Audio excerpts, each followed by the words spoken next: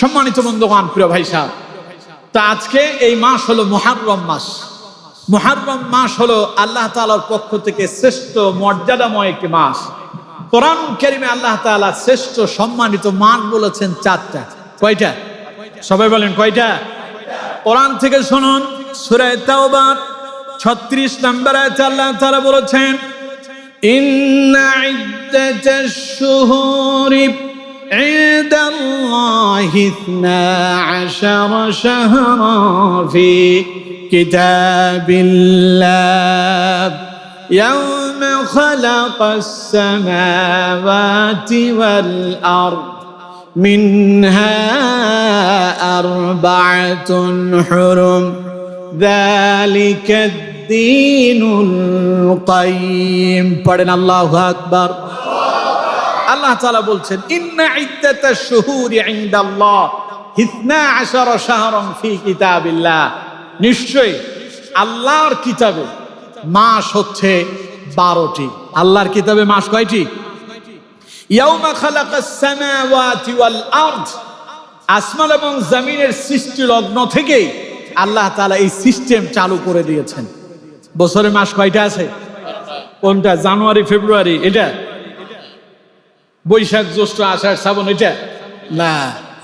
আল্লাহ তাআলা যেটা বলছেন সেটা হচ্ছে মুহররম, সফর, রবিউল আউয়াল, রবিউল সানি, জমাদিউল আউয়াল, জমাদিউল সানি, রজব, শাবান, রমাদান, শাওয়াল, জিলকাদ, জিলহজ। এই মাসগুলো কে দিয়েছেন? সবাই বলেন কে? 12 মাস যে আমরা হিসাব করি, জানুয়ারি, ফেব্রুয়ারি, এগুলো মানুষের তৈরি। বৈশাখ, জ্যৈষ্ঠ, আষাঢ়, শ্রাবণ, এগুলো মানুষ তৈরি করছে, কিন্তু আল্লাহটা সেটা হচ্ছে আরবিটা। আমার বন্ধুগণ, এই 12 মাস আল্লাহ তাআলা দিয়েছেন পৃথিবীর সৃষ্টি লগ্ন থেকে। বছরে আল্লাহ তাআলা 12টি মাস দিয়েছেন, আর সেই 12 মাসের ভেতরে আল্লাহ পাক বলছেন মিনহা আরবা'তুন হুরুম, 4টি মাস হচ্ছে নিষিদ্ধ সম্মানিত মাস। সেই 4টি মাস সম্পর্কে রাসূল কারীম সাল্লাল্লাহু আলাইহি ওয়াসাল্লাম হাদিসের ভেতরে অত্যন্ত চমৎকার ভাবে বলেছেন। রাসূলুল্লাহ বলেছেন, ইন্নাজ জামানা قد استدار كهيئته يوم خلق الله السماوات والأرض منها 4 حرم। রাসূল কারীম সাল্লাল্লাহু আলাইহি ওয়াসাল্লাম বলেছেন, জামানা যেমন ছিল তেমনই আছে। পৃথিবীর সূচনা লগ্ন থেকে জামানা যেমন আছে এখনো ঠিক তেমনই আছে, এর কোনো পরিবর্তন হয় নাই। কিয়ামত পর্যন্ত হবেও। সবাই বলেন হবে। মানুষ বলে জামানা খারাপ হয়ে গেছে, পোলাপাইন কথা শুনে না, অন্যায় অপরাধ করতেছে, উশৃঙ্খলতা হচ্ছে, কয় যে জামানা খারাপ হয়েছে। আসলে জামানার রাসূল বলেছেন, তোমরা জামানার দোষ দিও না, বরং নিজেরে ঠিক করো। তুমি নিজে খারাপ হয়েছো, জামানা যেমন ছিল তেমনই আছে। রাসূল কারীম সাল্লাল্লাহু আলাইহি ওয়াসাল্লাম বলেছেন, আল্লাহ রাব্বুল আলামিন ইয়াউমা খালাকাল্লাহুস সামাওয়াতি ওয়াল আরদ আস-সানাতু 12 শাহরান মিন কিতাবিল্লাহ। আল্লাহ তাআলা বছরে দিয়েছেন 12টি মাস, আর এটি আল্লাহর কিতাবের ভিতরে সুস্পষ্টভাবে আল্লাহ রাব্বুল আলামিন বর্ণনা করে দিয়েছেন। সেই 12টি মাস কি? সেই 12টি মাসের ভিতরে নাম তো আপনাদেরকে সব শোনালাম।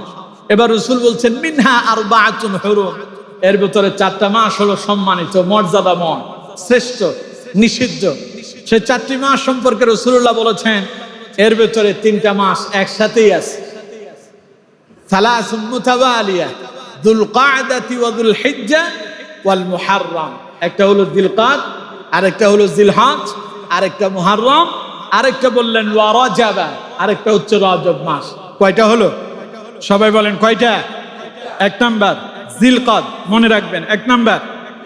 2 নাম্বার জিলহজ, 3 নাম্বার মুহররম, এই মাস মুহররম, আর 4 নাম্বার রজব। 4 নাম্বার কি? রজব। এই 4টা মাস আল্লাহর পক্ষ থেকে ঘোষণাকৃত শ্রেষ্ঠ মাস, সম্মানিত মাস, মর্যাদাময় মাস। আমার বন্ধুগণ, এখন প্রশ্ন হলো, এই 4টা মাসের কাজ কি? কেন আল্লাহ তাআলা 12 মাসের ভেতরে 4 মাসটারে আল্লাহ সম্মানিত করছেন? এর কারণ কি? এটা জানা আমাদের দরকার আছে না? আমরা অনেকেই জানি না, ইল্লা মাশাআল্লাহ যারা আলেম ওলামা আছেন তাদের কথা ভিন্ন। এছাড়া 2-1 জন জানলেও জানতে পারে। আমার বন্ধুগণ, রাসূল বলেছেন একটা হলো জিলকদ মাস। এই জিলকদ মাস এটি এমন একটি মাস যখন ইসলামের পূর্ব যুগে জাহিলি যুগের মানুষও এই জিলকদ মাসের প্রতি সম্মান প্রদর্শন করত। জিলকদ শব্দের অর্থ হলো বসে যাওয়া অথবা স্থির হওয়া, অবসর নেয়া। এই জিলকদ মাস এলে পরে তৎকালীন সময়ের আরবের লোকেরা যুদ্ধ বিগ্রহ বন্ধ করে দিত। তারা এই সময়টাতে হজের জন্য প্রস্তুতি গ্রহণ করত। জিলহজ মাস আগে আসে না জিলকদ মাস আগে আসে? জিলকদের পরেই জিলহজ। হজের মাস হলো জিলহজ, আর হজের প্রস্তুতির মাস হচ্ছে জিলকদ মাস। তো জিলকদ মাস এলে পরে তৎকালীন সময়ের আরবের লোকেরা যুদ্ধ বিগ্রহ বন্ধ করত, হজের জন্য প্রস্তুতি গ্রহণ করত। হজ এমন একটি ইবাদত যে ইবাদতের মধ্য দিয়া একজন ব্যক্তি মায়ের গর্ভ থেকে নিষ্পাপ হয়ে দুনিয়া আসলে যেমন হয়, একজন হাজী সাহেবের হজ যদি আল্লাহর দরবারে মঞ্জুর হয় এই রকম নিষ্পাপ হয়ে যায়। সুবহানাল্লাহ। আর হাদিসের ভেতরে রাসূল করিম সাল্লাল্লাহু আলাইহি ওয়াসাল্লাম বলছেন, হজ্জে মাবরুরের শ্রেষ্ঠ নিয়ামত হচ্ছে জান্নাত ছাড়া আর কিছু নয়। সুবহানাল্লাহ। তাই জিলকদ মাস এলে পরে তৎকালীন সময়ের লোকেরা যুদ্ধ বিগ্রহ বন্ধ রাখত, জিলহজ মাসের জন্য প্রস্তুতি গ্রহণ করত, হজে যাবে।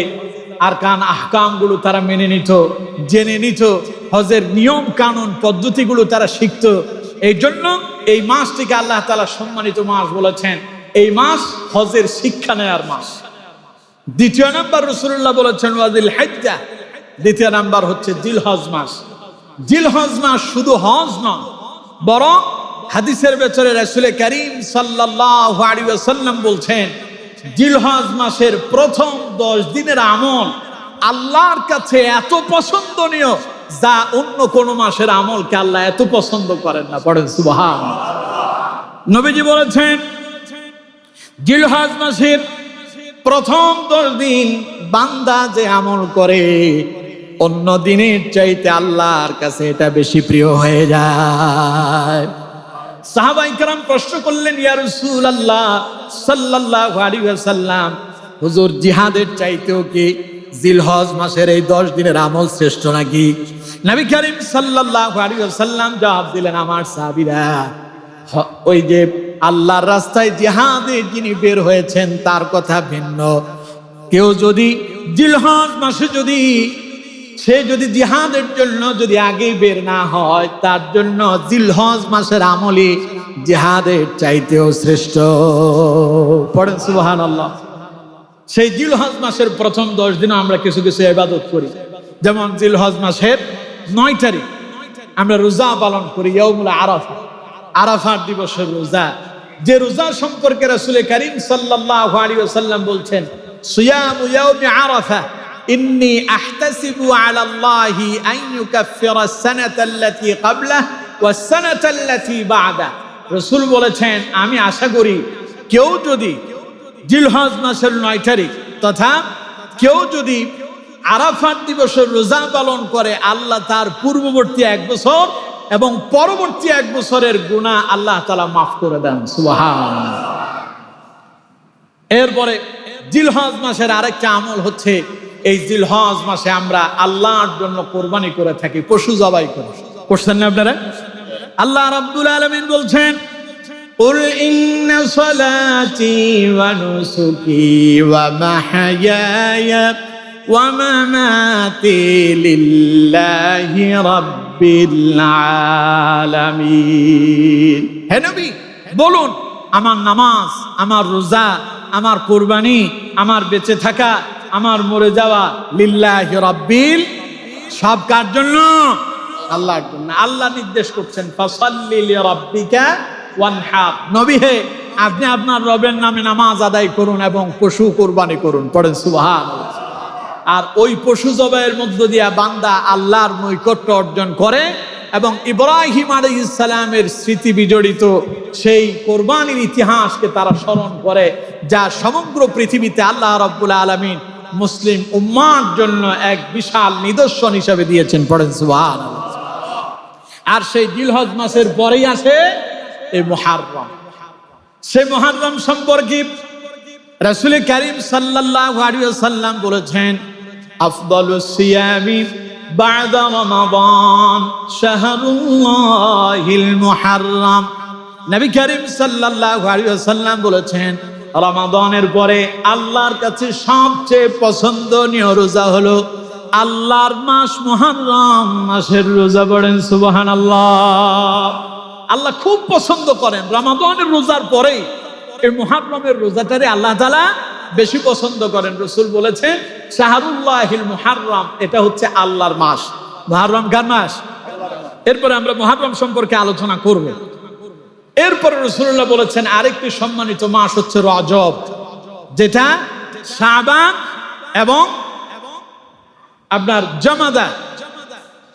রজব, জামাদে সানি এবং আপনার শাবানের মধ্যবর্তী মাস, সেটা কি? রজব মাস। এই রজব মাস হচ্ছে রাসূল কারীম সাল্লাল্লাহু আলাইহি ওয়াসাল্লাম বলেছেন এটা হচ্ছে রমাদানের প্রস্তুতির মাস। রজব মাস রমজানের প্রস্তুতির মাস। এই মাস এলেই রাসূলুল্লাহ আল্লাহর দরবারে দোয়া করতেন, আল্লাহুম্মা বারিক লানা ফি রজব ওয়া শাবান ওয়া বাল্লিগনা রমাদান। হে আল্লাহ, আপনি আমাকে রজব এবং শাবান মাসের বরকত দান করেন, আর রমাদান পর্যন্ত আপনি আমার উপনীত করে দেন। পড়েন সুবহানাল্লাহ। রাসূলুল্লাহ এই রজব মাস থেকে এই রমাদানের প্র্যাকটিক্যালি অনুশীলন শুরু করতেন, প্রস্তুতি গ্রহণ করতেন, সাহাবায়ে কেরামও তাই করতেন। তার মানে রজব মাস হচ্ছে রমাদানের প্রস্তুতির মাস, মুহররম মাস হচ্ছে আল্লাহর মাস, জিলহজ মাস হচ্ছে আল্লাহর কাছে ইবাদতের জন্য শ্রেষ্ঠতম সময়, আর জিলকদ মাস হচ্ছে এই জিলহজ মাসের অর্থাৎ হজের জন্য প্রস্তুতি নেওয়ার সময়। তার মানে এই 4টা মাসের কাজ হচ্ছে এই সময়গুলোতে বান্দা কোনো রাহাজানিতে যাবে না, যুদ্ধ বিগ্রহ করবে না, অন্যায় অপরাধ করবে না। এই মাসগুলোতে বান্দা আল্লাহর ইবাদত করবে। পড়েন সুবহানাল্লাহ। কথা কি বুঝাতে পারলাম? কথা বলেন, কথা বুঝাতে পারলাম? তাহলে এই 4টি মাসের একটি মাস হচ্ছে এই মুহররম মাস। এই মুহররম মাসকে আল্লাহ রাব্বুল আলামিন এত শ্রেষ্ঠ করেছেন। এই মাসে এই 10 তারিখ ইয়াউমুল আশুরা, যেটাকে আমরা আশুরার দিন বলি, এই আশুরার দিবসটাকে আল্লাহ রাব্বুল আলামিন এত সম্মানিত করেছেন। এই দিবসের অসংখ্য ইতিহাস আছে। একটা ইতিহাস এইরকম এসেছে, হযরত আদম আলাইহিস সালামকে যখন আল্লাহ রাব্বুল আলামিন দুনিয়ায় প্রেরণ করলেন, জান্নাত থেকে এসেছেন হযরত আদম এবং মা হাওয়া আলাইহিস সালাম। দুনিয়া আসার পরে দুইজন 350 বছর পর্যন্ত কান্নাকাটি করছেন। কোনো বর্ণায় আসছে 100 বছর, কোনো বর্ণায় আসছে 200 বছর, কোথায় আসছে 300 বছর, কোথায় আসছে 350 বছর পর্যন্ত হযরত আদম আলাইহিস সালাম কান্নাকাটি করছিলেন। সেই কান্নাকাটি এক পর্যায়ে আল্লাহ রাব্বুল আলামিন হযরত আদম আলাইহিস সালাম এবং মা হাওয়া আলাইহিস সালামের তাওবাটারে যেই দিন মঞ্জুর করেছেন, এক বর্ণনায় এসেছে সেই দিনটা ছিল এই আশুরার দিন। পড়েন সুবহানাল্লাহ। তার মানে আশুরার দিবস হলো তাওবার দিবস। আশুরার দিবস কিসের দিবস? তাওবার দিবস। আমার বন্ধুগণ, এখানে আমরা এমন একজন নাই যে জীবনে অপরাধ করি নাই। আছেন কেউ? জীবনে গুনাহ করেন না এরকম কেউ আছেন? একজন হাত উঠান যে হুজুর আমি জীবনে গুনাহ করি নাই, বলতে পারবেন কেউ? নবীরা হচ্ছেন মাসুম, নিষ্পাপ, নবীদের জীবনে কোনো গুনাহ নাই। এরপরেও নবীরা সারা জীবন আল্লাহর দরবারে কেঁদেছেন। সবচেয়ে শ্রেষ্ঠ নবী যিনি, তার নাম মুহাম্মাদুর রাসূলুল্লাহ সাল্লাল্লাহু আলাইহি ওয়াসাল্লাম, যিনি সব নবীদের নবী, সাইয়্যিদুল মুরসালিন, ইমামুল মুরসালিন, খাতামুন নবিয়্যিন, যাকে আল্লাহ বলেছেন হাবিবুল্লাহ। সুবহানাল্লাহ। কোন নবীর নামের শেষে রাসূলুল্লাহ নাই, শুধুমাত্র একজন নবীর নামের শেষে রাসূলুল্লাহ, তিনি হচ্ছেন মুহাম্মাদুর রাসূলুল্লাহ সাল্লাল্লাহু আলাইহি ওয়াসাল্লাম। মুহাম্মদ কার রাসূল? সবাই বলেন মুহাম্মদ কার রাসূল? আল্লাহর রাসূল। আর অন্যান্য নবীদের ব্যাপারে আল্লাহ বলছেন আদম সফিউল্লাহ, মূসা কালিমুল্লাহ, ইব্রাহিম খলিলুল্লাহ, ঈসা রূহুল্লাহ। আর রাসূলুল্লাহর ব্যাপারে বললেন মুহাম্মাদুর রাসূলুল্লাহ। পড়েন সুবহানাল্লাহ। সে মুহাম্মদ সাল্লাল্লাহু আলাইহি ওয়াসাল্লাম যিনি সব নবীদের নবী, যাকে আল্লাহ নিজে বলেছেন আমার রাসূল। সেই রাসূল কারীম সাল্লাল্লাহু আলাইহি ওয়াসাল্লাম কিয়ামতের ময়দানে যেই দিন সব নবীরা আল্লাহর ভয়ে খামোশ হয়ে যাবে, কেউ কথা বলবে না, সেই দিন একজন নবী উম্মতের জন্য আল্লাহর কাছে সুপারিশ করবেন, তার নাম মুহাম্মাদুর রাসূলুল্লাহ সাল্লাল্লাহু আলাইহি ওয়াসাল্লাম। সেই নবী যিনি কিয়ামতের ময়দানে আল্লাহ রাব্বুল আলামিনের আরশ আজিমের পাশে আল্লাহ তাআলা তার জন্য একটা আসন রেখেছেন, মাকামাম মাহমুদা, শ্রেষ্ঠ একটি আসন আল্লাহ তার নবীর জন্য বরাদ্দ রেখেছেন। সেই দিন আল্লাহ রাব্বুল আলামিন নবীর সুপারিশ মঞ্জুর করবেন, নবী উম্মতের জন্য যা চাইবেন আল্লাহ তাই দিয়ে দেবে। তো এই নবীর জীবনে কোনো গুনাহ আছে? সবাই বলেন আছে। রাসূলরা হচ্ছেন মাসুম, নিষ্পাপ। সেই নবীদের ভেতরে যেই নবী আল্লাহর কাছে বেশি কেঁদেছেন সেই নবী মুহাম্মাদুর রাসূলুল্লাহ সাল্লাল্লাহু আলাইহি ওয়াসাল্লাম। যিনি শ্রেষ্ঠ তিনি কেঁদেছেন বেশি, তিনি আল্লাহকে ডেকেছেন বেশি। এক বর্ণনা এসেছে রাসূল দৈনিক 100 বার ইস্তেগফার করতেন।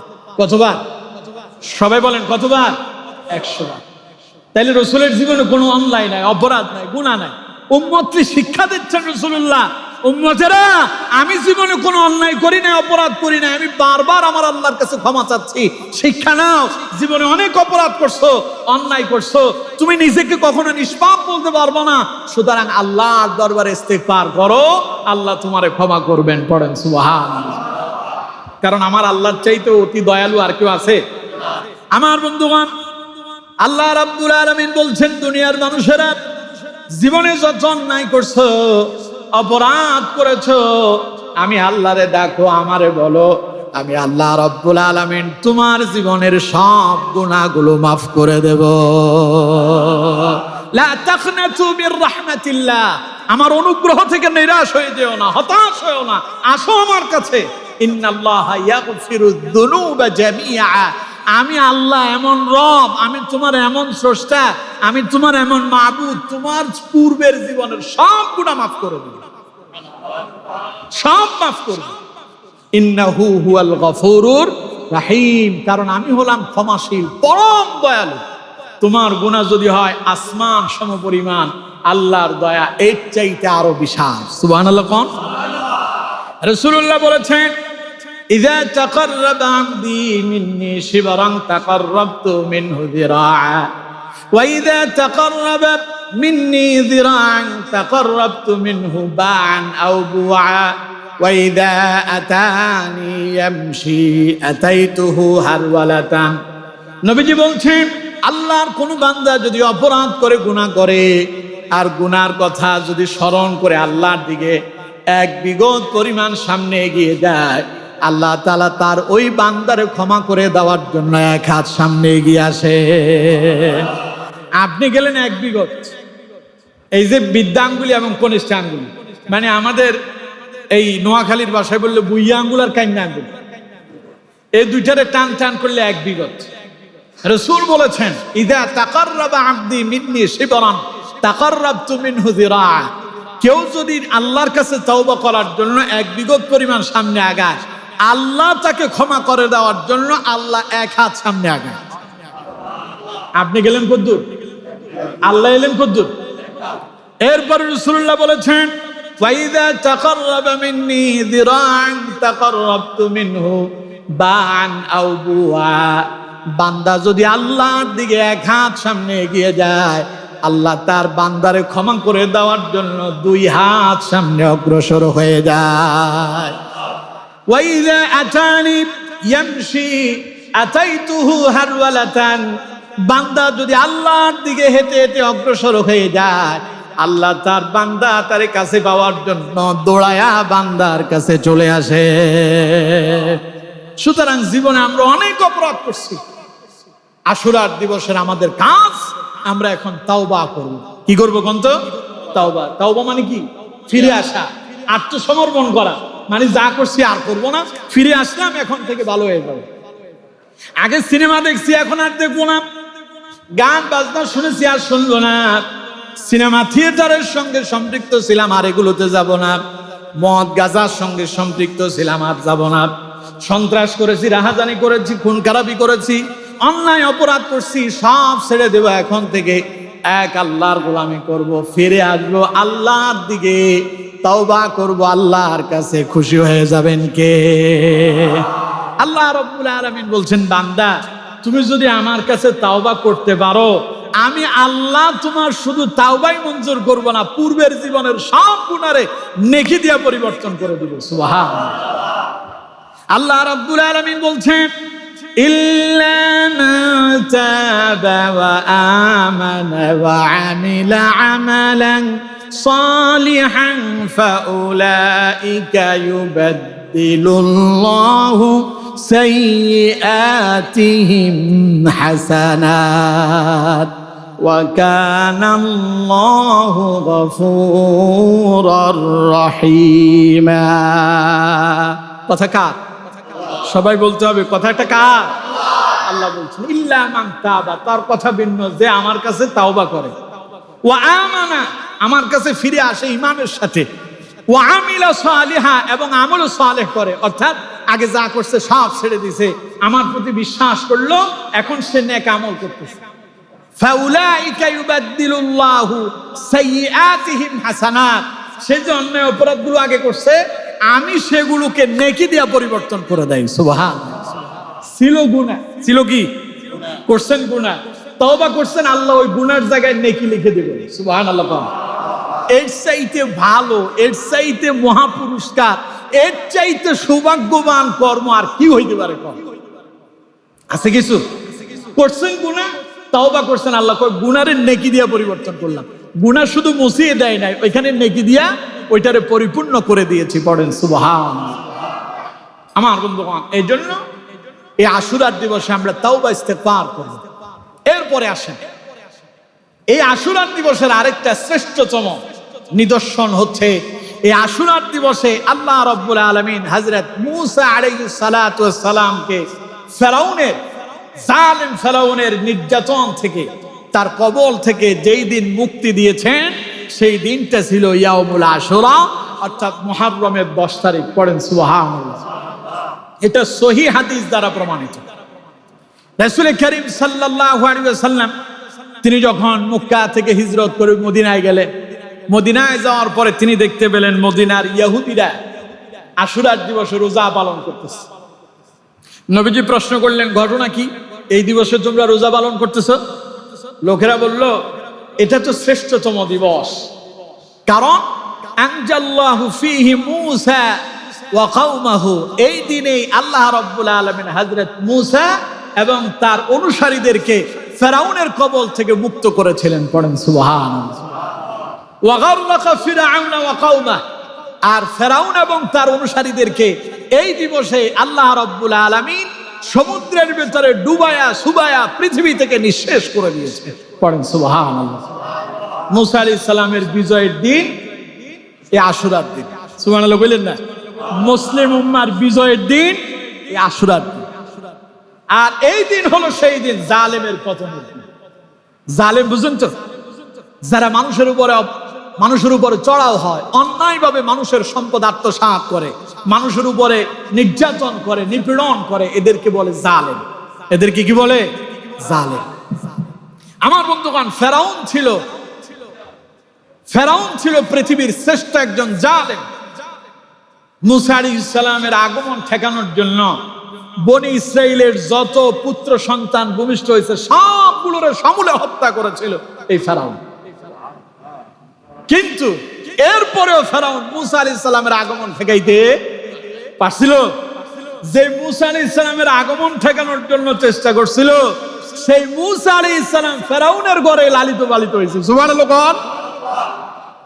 আল্লাহ যা চিন্তা করেন, আল্লাহ যা পরিকল্পনা করেন, আল্লাহর পরিকল্পনার পরিবর্তন করার ক্ষমতা পৃথিবীর কারো আছে? ফেরাউন কল্পনাও করতে পারে নাই তার ঘরের ভেতরেই তার শত্রু। সুবহানাল্লাহ। হযরত মূসা আলাইহিস সালাম ফেরাউনের ঘরে লালিত পালিত হলো। ফেরাউন হযরত মূসা আলাইহিস সালাম রে লালন পালন করলেন। বড় হওয়ার পরে হযরত মূসা আলাইহিস সালাম ফেরাউনের কাছে দাওয়াত নিয়ে গেলেন, ইন্নানি আনাল্লাহু লা ইলাহা ইল্লা আনা ফা'বুদনি। পড়েন আল্লাহু আকবার। মুসা আলাইহিস সালাম বলতেছে নিশ্চয়ই ইন্নানি আনাল্লাহ, আমাদের ইলাকে লা ইলাহা ইল্লাহু, তিনি ছাড়া আর কোনো মাবুদ নাই। আনা ফা'বুদনি, আমরা তারই গোলামি করি। আর অন্যদিকে ফেরাউন বলতেছে ফাকালা আনা রাব্বুকুমুল আলা, আমি তো জানি আমি সবচেয়ে বড় খোদা, আমার চাইতে বড় খোদা আবার ওইটা কোনটা? আমার বন্ধুগণ, হযরত মুসা আলাইহিস সালাম ফেরাউনের সঙ্গে তর্কে জড়িয়ে গেলেন। মুসা আলাইহিস সালাম তাকে দাওয়াত দেয়, আর ফেরাউন মুসা আলাইহিস সালামের সঙ্গে বাড়াবাড়ি করতেছে। এক পর্যায়ে মুসা আলাইহিস সালামের অনুসারী বনি ইসরাইলের মুসলমানদেরকে ফেরাউন তার কারাগারে বন্দী করলো। সেখান থেকে আল্লাহ রাব্বুল আলামিন হযরত মুসা আলাইহিস সালামকে মুক্ত করলেন, বনি ইসরাইলকে মুক্ত করলেন, আর ফেরাউন রে সমুদ্রের ভেতরে ডুবায়া সুবায়া মারলেন। আল্লাহ রাব্বুল আলামিন বলেন ফাআওহাইনা ইলা মুসা আনিদ্রিব বিআসাকাল বাহর فانفلق فكان كل فرق كالطود العظيم। পড়েন আল্লাহু আকবার। হযরত মুসা আলাইহিস সালাম ফেরাউনকে অনেক বোঝানোর চেষ্টা করছে আল্লাহ একমাত্র ইলাহ, ফেরাউন মানতেই রাজি না, ফেরাউন এই কথা বিশ্বাস করতে রাজি না। ফেরাউন বলতে চায় সে নিজেই প্রভু, সে নিজেই খোদা, সেই সকল ক্ষমতার মালিক। মুসা আলাইহিস সালাম অনেক বুঝালেন, বুঝলই না। বনি ইসরাইলদেরকে জেলখানায় বন্দী করছে। মুসা আলাইহিস সালামের অনুসারীদের উপর নির্যাতন নিপীড়ন চলছে। ফলে হযরত মুসা আলাইহিস সালাম আল্লাহর নির্দেশে বনি ইসরাইলের লোকদেরকে নিয়ে রাতের আঁধারে তিনি বেরিয়ে পড়লেন। হযরত মুসা আলাইহিস সালাম যেতে যেতে সকাল হয়ে গেল। এখন এমন এক জায়গায় সকাল হয়েছে, সেখানে সূর্য উদিত হলো, সামনে সমুদ্র। হযরত মুসা আলাইহিস সালাম এবং তার অনুসারীরা যখন রাত্রিবেলায় বের হয়েছে, সংবাদ ফেরাউনের কাছে চলে গেছে। ফেরাউন ও তার অনুসারী নিয়ে হযরত মুসা আলাইহিস সালাম এবং তার অনুসারীদেরকে পৃথিবী থেকে নিঃশেষ করে দেওয়ার জন্য, হত্যা করার জন্য তার সৈন্য সেনা, তার সেনাবাহিনী নিয়ে অস্ত্র শস্ত্রে সুসজ্জিত হয়ে হযরত মুসা আলাইহিস সালামের পেছন তাড়া করতে লাগলো।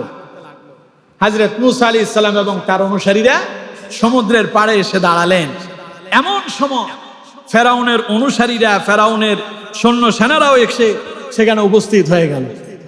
এই অবস্থা দেখে হযরত মুসা আলাইহিস সালামের অনুসারীরা পেছনে তাকায় দেখে ফেরাউনের বিশাল বাহিনী পেছনে দাঁড়ায় আছে। এই দৃশ্য দেখে মুসা আলাইহিস সালামের অনুসারীরা গাবড়িয়ে গেল, ভয় পেয়ে গেল। ওরা বলল, হায় মুসা, আমরা তো ধরা পড়ে গেলাম, পাকড়াও হয়ে গেলাম।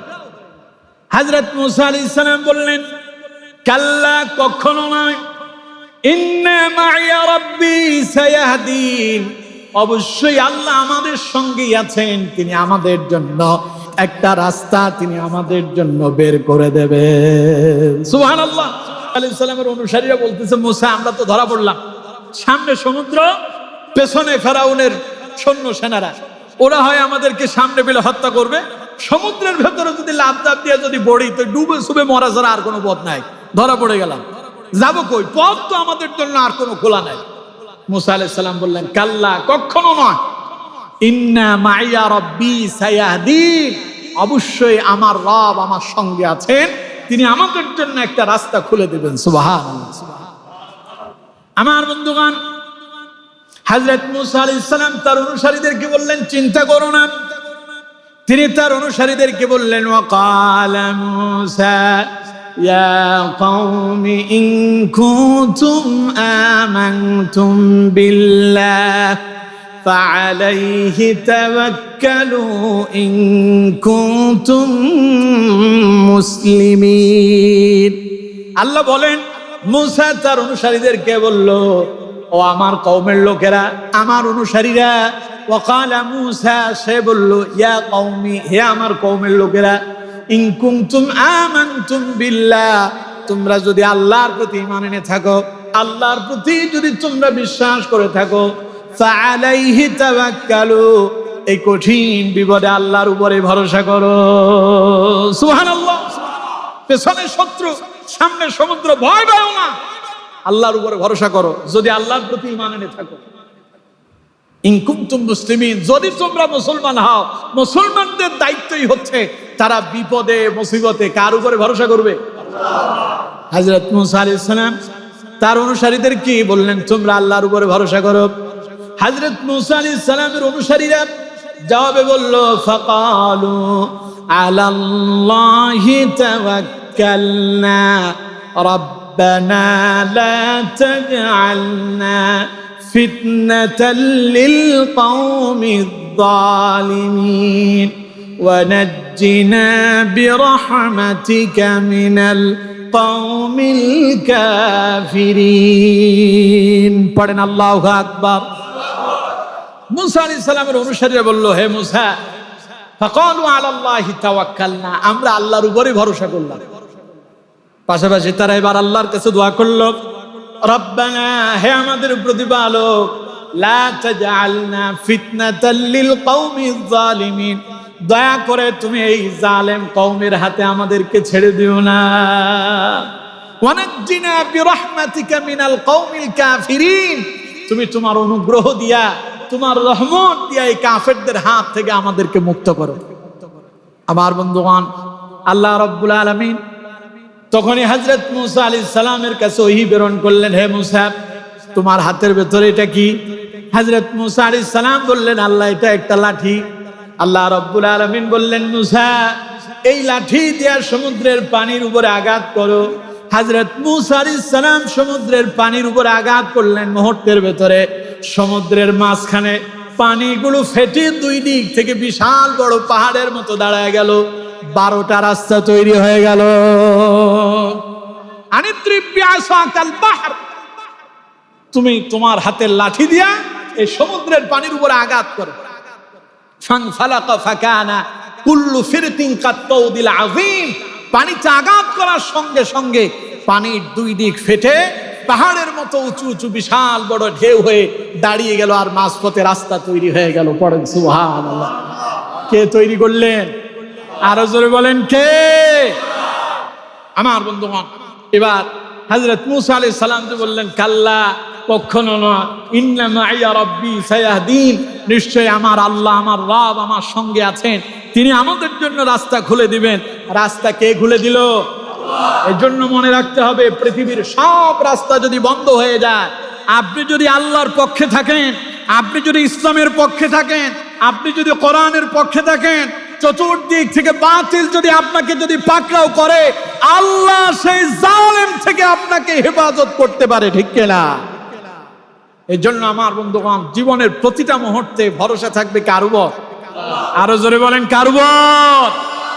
আমাদেরকে এই আশুরার দিবস এই শিক্ষা দেয়, যদি বিপদ থেকে মুক্তি পেতে চাও তাহলে ভরসা কার উপর করো? হযরত মুসা এবং তার অনুসারীরা আল্লাহর উপরে ভরসা করলেন, তারা বেঁচে গেল। আর অন্যদিকে ফেরাউন এবং তার সম্প্রদায়ের লোকেরা, বিশাল রাস্তা তৈরি হয়ে গেল। হযরত মুসা এবং তার অনুসারীরা সেই রাস্তা ধরে সমুদ্র পার হতে লাগলো। পেছনে ফেরাউন তার বিশাল সৈন্যবাহিনী নিয়ে এসে উপস্থিত। ফেরাউন রাস্তা দেখে চিন্তা করতেছে, বাপ রে বাপ, এত সুন্দর রাস্তা সমুদ্রের মাঝপথে কেমনে তৈরি হইল রে? ওরা যায় কই? পাকড়াও করবো। আল্লাহ কয়, সামনে আয়। পাকড়াও কেডা হয়? একটু পরেই টের পাবা না। ফেরাউন তার সৈন্য সেনা নিয়ে যখন সামনে অগ্রসর হলো, সেই ফেরাউনকে সেই সমুদ্রের পানি সেই রাস্তার মতো করেই রেখেছে, না সেই পানির ভেতরে তাকে গ্রাস করা হয়েছে? পানির ভেতরে গ্রাস করা হয়েছে। মুসা আলাইহিস সালাম সমুদ্র পাড়ি দিল, আর ফেরাউন এবং তার সৈন্য সেনারা সমুদ্রের মাঝপথে যখন আসছে, আল্লাহ তাআলা সমুদ্রে প্রশ্ন করলেন, সমুদ্র, তোমার রব কে? সমুদ্র কয়, আল্লাহ। তুমি? আল্লাহ কয়, তাইলে কথা শোনো কার? সমুদ্র কয়, আল্লাহ তোমার। আল্লাহ কয়, তাইলে আগের মতো হয়ে যায়। সুবহানাল্লাহ। কোন আগে মুসা আলাইহিস সালাম বাড়ি দেওয়া লাগছে, এখন আর বাড়ি টাড়ি নাই। কারণ মুসা আলাইহিস সালাম রে আল্লাহ এমন এক লাঠি দিয়েছেন, ওই লাঠির ভিতরে হাজারটা মুআজিজা যিনি ঢুকায় দিয়েছেন তিনি কে? ওই লাঠি দিয়া সমুদ্রে বাড়ি দিলে রাস্তা তৈরি হয়, ওই লাঠি আবার রাস্তার ভেতরে ছেড়ে দিলে বিশাল অজগর সাপ হয়ে যায়। সুবহানাল্লাহ। আল্লাহ রাব্বুল আলামিন হযরত মূসার প্রশ্ন করলেন, মূসা হাতে কি? মূসা নিজেই জানে না তার হাতের লাঠিটা কি। আল্লাহ রাব্বুল আলামিন বললেন, ক্বালা ওয়ামা তিলকা বিয়ামিনিকা ইয়া মূসা, ও মূসা তোমার হাতের ভেতরে এটা কি? হযরত মূসা আলাইহিস সালাম বললেন, ক্বালা হিয়া আসায়া আতাওয়াক্কাউ আলাইহা ওয়া আহুশু বিহা আলা গনামি ওয়ালিয়া ফিহা মাআরিবু উখরা। আল্লাহ, আমার হাতে এটা লাঠি, এটা দিয়ে আমি গাছ থেকে পাতা পাড়ি, আমার ছাগলের খাওয়াই, আবার এটাতে আমি একটু ডেলান দিয়ে হেলান দিয়ে এটার উপরে ভর দিয়ে দাঁড়াই, এটা আমার আরো বিভিন্ন কাজে লাগে। তাইলে হযরত মূসা জানে লাঠিটা কি? গাছ থেকে পাতা পাড়ার জিনিস। হযরত মূসা জানেন এই লাঠিতে তিনি ভর দিয়া ঠেক দিয়া চলার জিনিস। হযরত মূসা জানেন এই লাঠি তার বিভিন্ন উপকারে লাগে। আল্লাহ রাব্বুল আলামিন বললেন, ক্বালা হিয়া আসাই, মূসা লাঠিটা ছেড়ে দাও। হযরত মূসা আলাইহিস সালাম লাঠি যখন জমিনের ভেতরে ছেড়ে দিলেন, আল্লাহ রাব্বুল আলামিন সঙ্গে সঙ্গে লাঠিটারে বিশাল বড় একটা অজগর সাপে রূপান্তরিত করে দিল।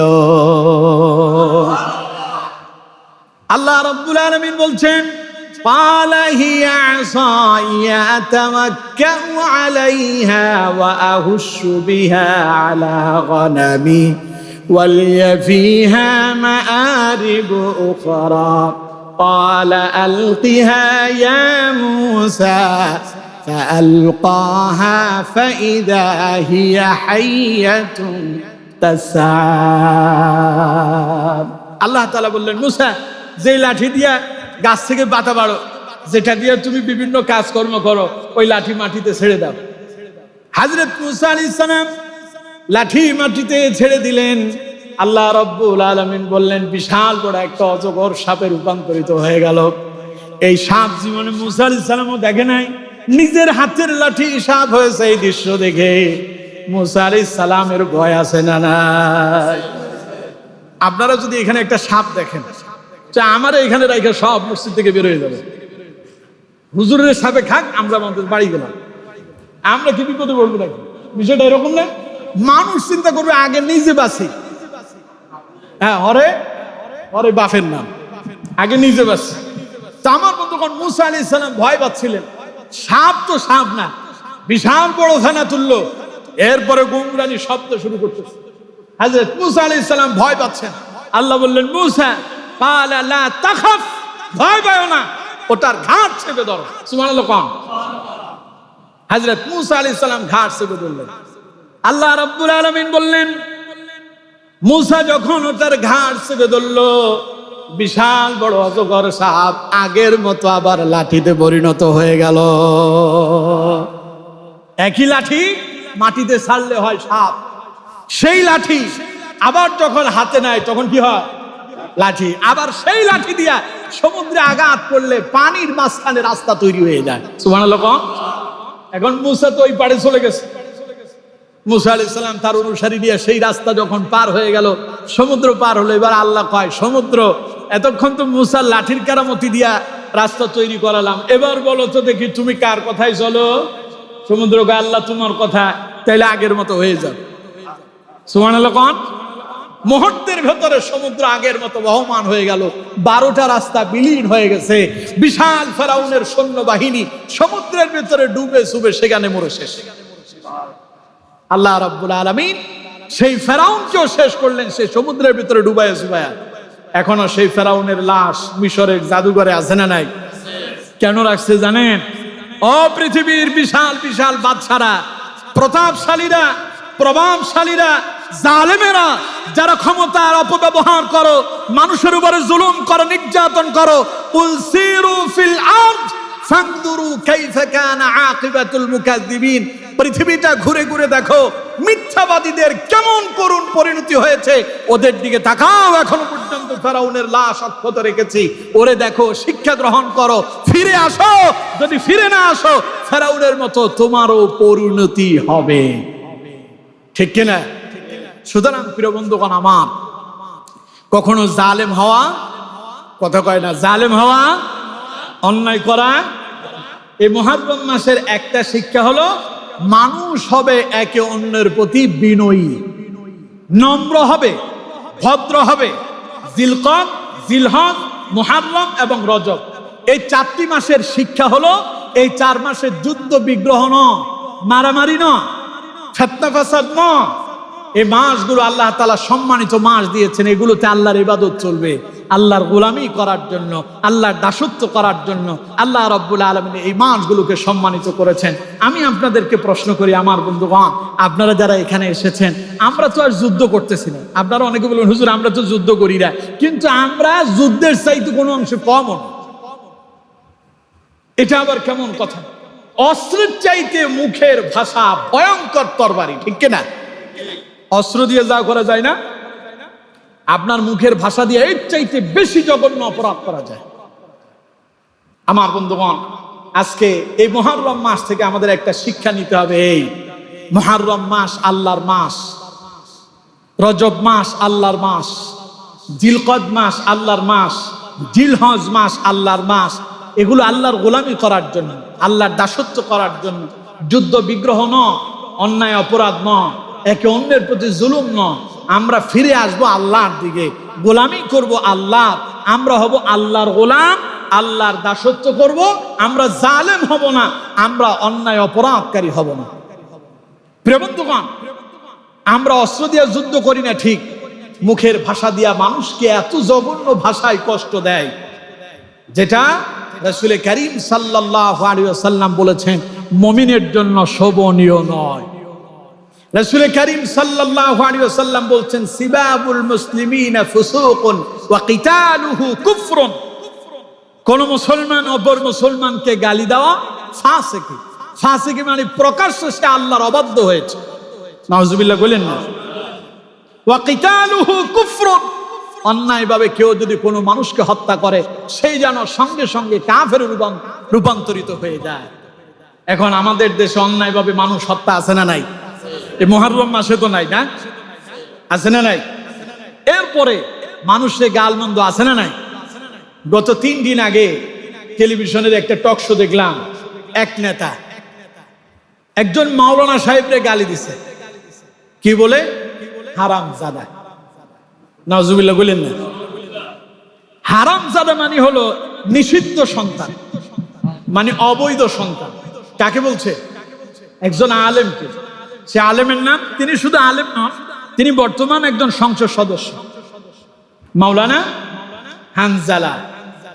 নাম শুনছেন না আপনারা? হানজালা। তিনি কোথাও কোনো একটা সালিশ দরবারে সালিশ করতে গিয়ে, সালিশের ভেতরে একটা থাকে বাদী পক্ষ আর একটা বিবাদী পক্ষ। এখন সালিশদারেরা যখন বাদী এবং বিবাদীর কথা শোনে, তখন সালিশদারেরা বাদী এবং বিবাদীদেরকে বলে একে অন্যকে লক্ষ্য করে কথা বলবেন না, আপনারা যখন কথা বলবেন আমাদের সঙ্গে বলবেন। তখন বাদী কথা বলে সালিশদারের সাথে, বিবাদী কথা বলে সালিশদারের সাথে। দুইজনের কথা শোনার পরে যিনি সালিশদার থাকেন তিনি এবার কথা শুনে একটা রায় দেন। হানজালা সাহেব তিনি একজন এমপি, তার এলাকায় একটা দুর্ঘটনা ঘটছে, কোনো একটা সমস্যা সৃষ্টি হয়েছে, সেখানে বিচার কাজ মীমাংসা করার জন্য সালিশি বৈঠকে ওনাকে ডেকে নেওয়া হয়েছে, বিচারক হিসেবে তারা মেনে নিয়েছে। তো কথা বলতে গিয়ে বাদী এবং বিবাদী যখন একজন আরেকজনের সঙ্গে তর্ক বিতর্ক করতেছিল, তিনি গরম হয়ে বলছিলেন আমার সামনে দাঁড়ায় আপনারা এইভাবে কথা বলতেছেন, তাহলে আমাকে কেন আনলেন? হ্যাঁ, তার ভাষাটাও অনেক কঠোর ছিল। তো ওনার এই ভাষা শোনার পরে হুজুরদের তো শত্রু এই দেশে কম নাই, কম আছে? কথা কয় না, কম আছে। আপনার মসজিদের ইমাম সাহেব জোহরের নামাজের সময় একটাই আজান দেওয়ার কথা, আজান যদি 1:15 দেয়, যেই মুসল্লি নামাজ পড়ে না দেখবেন ওই মুসল্লি ইমাম সাহেব ধরবে, মিয়া আপনি আজকে 1:15 আজান দিলেন কেন? ঠিক কিনা? এই ছোট্ট ভুলটা মানতে রাজি না, অথচ সেই সারা সপ্তাহে জুমাতেও সেই সময় মতো আসে নামাজ পড়তে পারে না। আছে না এরকম মানুষ? 5 মিনিট যদি কোনো কারণে বিলম্ব হয় তুই তো শাস্তি। কোনদিন ফজরের নামাজে মুয়াজ্জিন আজান দেওয়ার আগে কোন মুসল্লি যদি মসজিদের গেটে আসতে পারে তুই তো আল্লাহু আকবার, মুসল্লিটা এমন গরম হয় পরের দিন ইমামের চাকরি থাকে না। এটা আপনাদের এলাকায় না, বিভিন্ন জায়গায় হয়। হ্যাঁ, ব্যাক এলাকায় আছে। হ্যাঁ, আমার বন্ধুগণ, তো মাওলানা সাহেবদের একটু কর্কশ ভাষা শুনে, উনি তো বিচারকের ভাষা হবে এমন, তিনি যখন কথা বলবেন সবাই তখন চুপ হয়ে যাবে। আপনি বিশাল বড় নেতা হন আর যাই হন, এখন বিচারক যা বলবে তাই মানতে হবে, ঠিক কিনা? তো বিচারক হিসেবে তিনি তার প্রভাব সেখানে প্রয়োগ করছে। কেউ কেউ এটাকে ঢালাও ভাবে বিভিন্ন পত্র পত্রিকায় মিডিয়াতে এমন ভাবে প্রকাশ করছে, হানজালা মনে হয় যে বিশাল বড় অন্যায় করে ফেলছে। এখন একজন নেতা টকশোতে কথা বলতে গিয়ে বলতেছে, ওইটা তো হানজালা, ওইটা আলেমই না, কয় যে এটা একটা হারামজাদা। নাউজুবিল্লাহ। তার মানে একজন আলেমকে এমন এক তহমত দেওয়া হয়েছে, সে নাকি অবৈধ জারজ সন্তান। চিন্তা করেন আমাদের মানসিকতা কোথায় যাচ্ছে। তার কথা আপনার ভালো লাগে না, প্রতিবাদের অনেক ভাষা আছে, তা গালি দিয়ে না। এখন এই লোক যদি অবৈধ সন্তান না হয়, যে বলছে তাইলে সে মিথ্যা বলছে। মিথ্যা বলার কারণে মিথ্যাবাদীর শাস্তি আল্লাহর জাহান্নাম। মিথ্যাবাদীর শাস্তি কি? জাহান্নাম। এই জন্য প্রিয় বন্ধুগণ, জবানের হেফাজত করতে হবে। জবানের কি করতে হবে? হেফাজত করতে হবে। কিছু কিছু নেতা আছে মনে করে যে একটু কথাবার্তা যদি বলতে পারি তাইলে বিশাল বড় নেতা হয়ে যাব। দুনিয়ার নেতা হওয়া যাবে, কিন্তু আল্লাহর দরবারে আসামি হওয়া লাগবে। আল্লাহর দরবারে কি হওয়া লাগবে? আমরা কি আল্লাহর দরবারে আসামি হতে চাই? সবাই বলেন আসামি হতে চাই। আল্লাহ আমাদেরকে আসামি করো না, বরং তোমার অনুগ্রহ বান্দা হিসেবে কবুল করে আমাদেরকে মাফ করে দাও। বলেন আমিন। আমার বন্ধুগণ, বুখারীর একটা হাদিস আপনাদেরকে শোনা দেয়। রাসূল করিম সাল্লাল্লাহু আলাইহি ওয়াসাল্লামের প্রিয় সাহাবী হযরত আবু হুরায়রা রাদিয়াল্লাহু তাআলা আনহু তিনি হাদিসটি বর্ণনা করছেন। নবীজি বলেছেন, মান কানা ইউমিনু বিল্লাহি ওয়াল ইয়াউমিল আখির ফালইয়াকুল খায়রা। আপনারা কি আল্লাহ বিশ্বাস করেন? সবাই বলেন আল্লাহ বিশ্বাস করেন? পরকাল আছে বিশ্বাস করেন? তাহলে রাসূল বলছেন, মান কানা ইউমিনু বিল্লাহি ওয়াল ইয়াউমিল আখির, যে ব্যক্তি আল্লাহ এবং পরকালে বিশ্বাস করে, ফালইয়াকুল খায়রা, সে যেন ভালো কথা বলে। কি কথা বলে? ভালো কথা বলে। আউলিয়াসমুত, যদি সে ভালো কথা বলতে না পারে তাহলে সে যেন চুপ থাকে। কথা বুঝতেছেন? রাসূল বললেন যে আল্লাহ এবং পরকালে বিশ্বাস করে সে যেন ভালো কথা বলে, যদি ভালো কথা বলতে না পারে তাহলে সে যেন চুপ থাকে। হাদিসের পরের অংশে রাসূলুল্লাহ বললেন, ওয়ামান কানা ইউমিনু বিল্লাহি ওয়াল ইয়াউমিল আখির ফালা ইউযি জারা, যেই ব্যক্তি আল্লাহ এবং পরকালে বিশ্বাস করে সে যেন তার প্রতিবেশীকে কষ্ট না দেয়। প্রতিবেশী বুঝেন? আপনার বাড়ির আশেপাশে যারা আছে এরা সবাই আপনার কি? রাসূল বলেছেন যে আল্লাহ এবং পরকালে বিশ্বাস করে সে যেন ফালা ইউযি জারা, সে যেন তার প্রতিবেশীকে কষ্ট না দেয়। হাদিসের শেষের অংশে রাসূল বললেন, ওয়ামান কানা ইউমিনু বিল্লাহি ওয়াল ইয়াউমিল আখির ফালইউকরিম দাইফা, যেই ব্যক্তি আল্লাহ এবং পরকালে বিশ্বাস করে সে যেন তার মেহমানকে সম্মান করে। আমি যে আজকে আপনাদের এখানে এসেছি, আমি আপনাদের কি কন্ত? সবাই বলেন আমি আপনাদের কি? এখন আপনারা একজন উঠে আমার বলেন, এই মিয়া হুজুর কথা বন্ধ করেন, তাইলে কি মেহমানের সম্মান হইল? তাইলে আমরা হলাম আল্লাহ এবং পরকালে বিশ্বাসী। তো আমরা যারা আল্লাহ এবং পরকালে বিশ্বাসী হব, রাসূল করিম সাল্লাল্লাহু আলাইহি সাল্লাম বলছেন তাদের কাজ হয় ভালো কথা বলবে, ভালো কথা না বলতে পারলে চুপ থাকবে। এরপরে বললেন সে যেন তার প্রতিবেশীকে কষ্ট না দেয়। পরের অংশে রাসূল বললেন সে যেন মেহমানের সম্মান করে। অন্য হাদিসে রাসূলুল্লাহ বলেছেন, আল মুসলিমু মান সালিমাল মুসলিমুনা মিন লিসানিহি ওয়া ইয়াদিহি, সত্যিকারের মুসলমান তো সেই ব্যক্তি যার হাত দ্বারা এবং মুখ দ্বারা কষ্ট পাওয়া থেকে অপর মুসলমান ভাই নিরাপত্তা লাভ করে। আপনি যদি প্রকৃত মুসলমান হন, আপনার মুখ দ্বারা অন্য মানুষ কষ্ট পাবে না, আপনার হাত দ্বারা অন্য মানুষ কষ্ট পাবে না। প্রকৃত মুসলমানের গুণ হচ্ছে সেই মানুষকে মুখ দিয়েও কষ্ট দেয় না, হাত দিয়েও কষ্ট দেয় না। আমার রাসূলের চাইতে এই পৃথিবীতে শ্রেষ্ঠ আর কেউ আছে? রাসূল শুধু রাসূল নন, তিনি আমাদেরও নেতা, নবীদেরও নেতা। সুবহানাল্লাহ। সেই রাসূল করিম সাল্লাল্লাহু আলাইহি ওয়াসাল্লামের মুখের ভাষা ছিল এত মধুর, রাসূলুল্লাহর ভাষা শুনে অমুসলিমরা কালিমা পড়ে মুসলমান হয়েছে। সুবহানাল্লাহ। একবার রাসূলুল্লাহর কাছে একজন কবিরাজ আসছে। কবিরাজ ছিলেন তো, ঝাড়ফুঁক করে, মানুষের জিন টিন তাড়ায়, এইরকম একজন কবিরাজ আসছে। আমি আর 5 মিনিট কথা বলবো। কত মিনিট? 5 মিনিট পরেই আমরা দোয়া মোনাজাত দেব ইনশাআল্লাহ। রাসূল করিম সাল্লাল্লাহু আলাইহি ওয়াসাল্লামের কাছে একজন কবিরাজ আসছে। আয়েশা বলল, মুহাম্মদ সাল্লাল্লাহু আলাইহি ওয়াসাল্লাম, আমি শুনছি তোমারে নাকি জিনে ধরছে। নাউজুবিল্লাহ বলেন না। আচ্ছা, রাসূল কি জিনে আসর করছে জীবনে কোনোদিন? হাদিসের ভেতরে আসছে, নবীজি একদিন নামাজ পড়তেছিলেন। নামাজরত অবস্থায় শয়তান রাসূলুল্লাহর নামাজে বাধা দিতে চেয়েছিল। নবী করিম সাল্লাল্লাহু আলাইহি ওয়াসাল্লাম ইবলিসের ঘাট চেপে ধরছে, গলা চেপে ধরছে।